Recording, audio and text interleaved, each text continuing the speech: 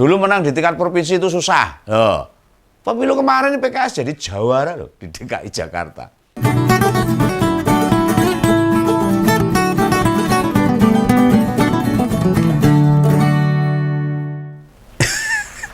Wah ini. PKS mulai berani nih kibarkan bendera putih jadi oposisi. Nah, gimana nih?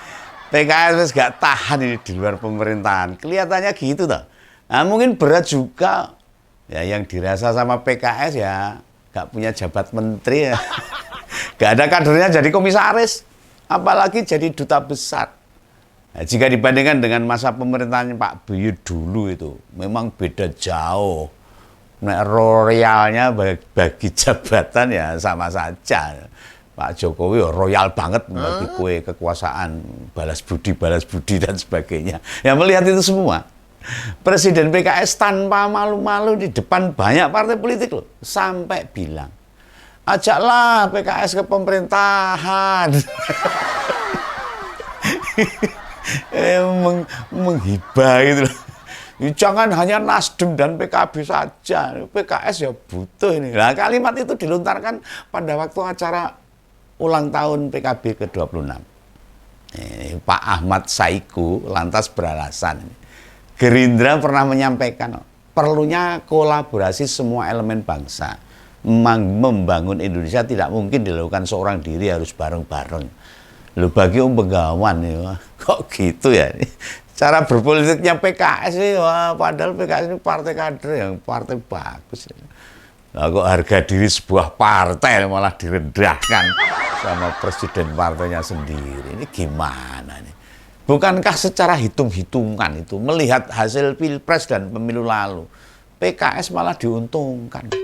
Bila mau merapat ke pemerintahan, berpotensi ditinggal kader sama simpatisannya loh Pak. Jangan salah. Lihat saja di berbagai medsos tuh. Positioning PKS malah naik. Munggah level itu. Dulu menang di tingkat provinsi itu susah. Pemilu kemarin PKS jadi jawara loh di DKI Jakarta dan Sumatera Barat. Jadi oposisi itu.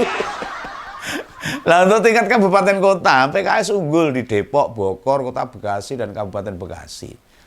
Di beberapa TPS di luar negeri sana juga dimenangkan mereka loh. Suara-suara yang menghargai partainya itu. Ya mestinya dihormati lah. Bukan malah berbalik sikap.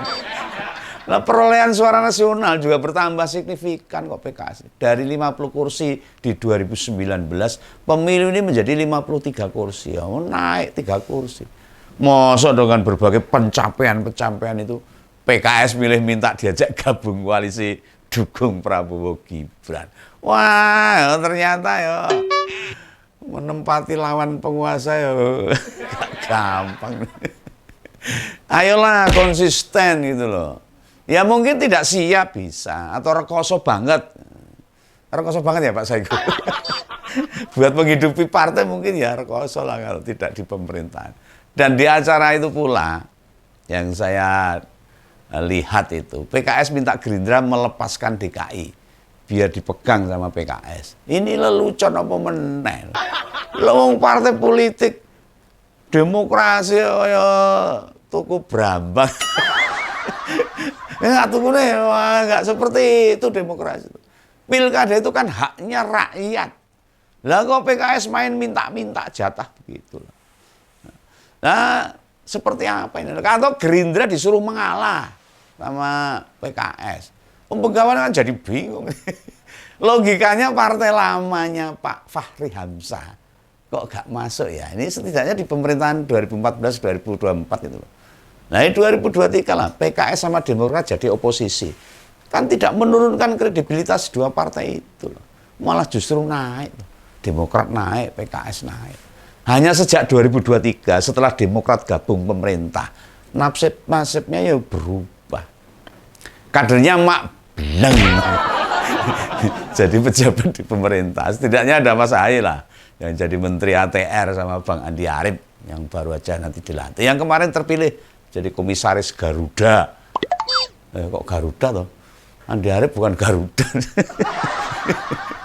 Pengen diajak bergabung, itu putusannya DPP PKS loh. Atau maunya kader sama simpatisan apa? Ini harus tahu nih.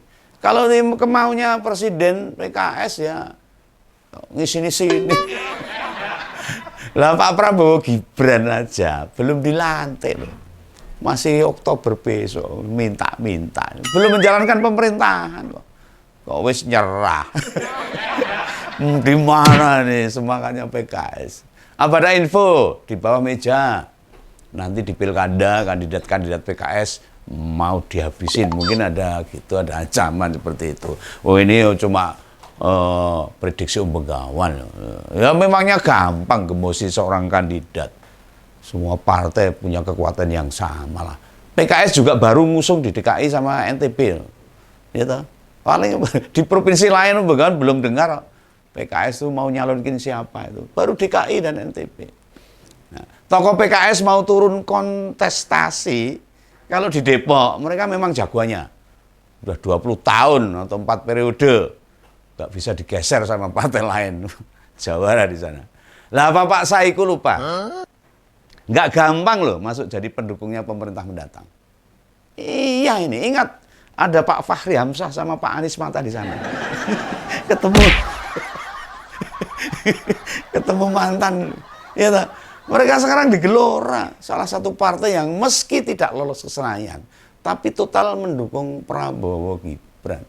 Keduanya juga berpeluang akan menempati jabatan nantinya di pemerintahan. Apa rela mereka membiarkan PKS ikut di koalisi pemerintahan? Malah pelirik-pelirik. Pemerintahnya nggak nyaman nanti. Lah Pak Prabowo lebih mendengarkan Pak Saiku dibandingkan Pak Fahri Hamzah. Nggak segampang itu. Atau PKS ngincer yang lain ini. Sebab sudah berjalan nih revisi undang-undang kementerian loh. Sama undang-undang One Team Press itu. Nah dengan demikian peluang adanya kursi jabatan menteri akan bertambah. Wah, sungguh gue sapa ya PKS juga iya. Nah ini yang Begawan mengira di pemerintahan mendatang bisa saja semua menteri ada wakilnya. Bisa. Wes pokoke ora apa-apa blonjone saka rakyat ya ora iso apa-apa. Ben wae. Supaya para pendukungnya dapat tempat. Ben balas budinya semua dapat tempat. Para pendukungnya itu loh. Ya bukan hanya dari partai aja kok. Ada kelompok relawan. Para jenderal pensiunan baik TNI maupun Polri wis ben do entuk nggon gitu loh. Lalu juga ada itu kalangan tokoh agama itu. Ulane ndak ditambah kursinya menteri. Oh, pendukungnya masa dong ngadeg ra entuk lingguan iso ngamuk. Makanya sedang diutak-utik gimana kursinya bertambah. Wah, dibentuklah ini lembaga ini dan sebagainya. Nah, Gerindra juga sekarang lagi ngeles mengkursuskan kader-kadernya atau petingginya untuk jadi menteri. Di sekolah sih. Jadi wakil menteri ben berpengalaman. Ya ada Mas Thomas Siwandono sama Pak Sudaryono.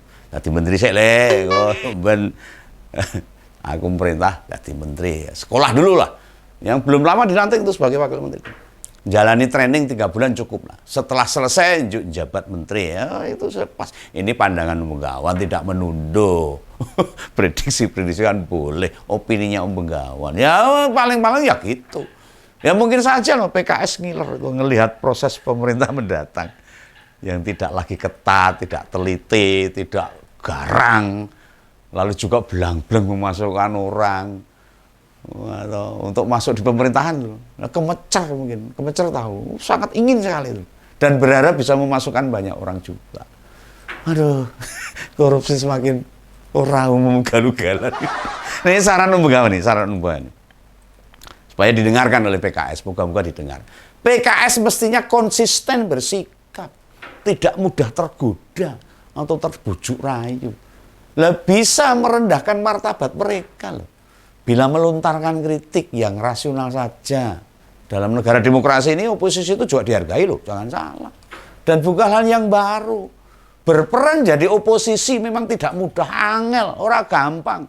Butuh kedewasaan berpikir, bersikap. Termasuk menjauhkan sikap baperan, nesunan, mutungan. Nah, dalam hitung-hitungan Begawan, berposisi jadi oposisi sekarang ini sebenarnya jauh lebih menguntungkan dibandingkan dengan oposan periode 2014 dan 2023 sampai 2023 nanti. Mengapa? Ya pada awal-awal pemerintahan Pak Jokowi, kekuatannya itu real, bukan hanya kekuatan partai pengusung. Cara mengelola pemerintahan serta cara bekerja hampir tanpa celah, ketoknya dulu. Jika ditemukan kelemahan saat itu, masalah teknis kebanyakan bukan hal-hal prinsip, sepele-sepele lah. Jokowi fokus bekerja saat itu. Bagaimana membangun negara ini dengan baik. Tapi lihatlah, sejak pandemi rampung, mulai ada suara ini. Perpanjangan jabatan 3 periode, atau tambahnya periode presiden. Nah itu kondisi di mana sebagai presiden, tujuannya udah bergeser. Dulu tujuan atau visinya kenegaraan, berganti motif individual. Itu dalam kacamata Bengawan loh. Dalam pengamatan Bengawan. Nah, dan polemik tentang perilaku politik Jokowi ini terus berlangsung hingga saat ini. Yang terakhir, saat ditanya Kaisang mau maju di mana, dia akan menjawab, Jateng bagus, DKI bagus. Dulu dengan bangga bilang anak-anak saya nggak tertarik politik. Alah, pret. Ini kan buktinya kalau dulu dia berpikir secara kenegarawan, sekarang individual. Di sini buktinya. Nah, di posisi sekarang ini hampir tidak mungkin Pak Prabowo mendorong Mas Didit putra tunggalnya itu masuk ke politik loh. Jikapun iya, kan anaknya hanya satu saja. Beda sama Pak Jokowi. Nah, PKS idealnya mencermati pula ini visi kebangsaan dua orang ini berbeda jauh. Bengawan tentu tak elok lah menceramai petinggi-petinggi PKS. Apa sih Bengawan itu? Tapi semoga didengar apa yang saya berikan ini. Apalagi Pak Saiku sebagai presiden PKS. Nggak elok lah.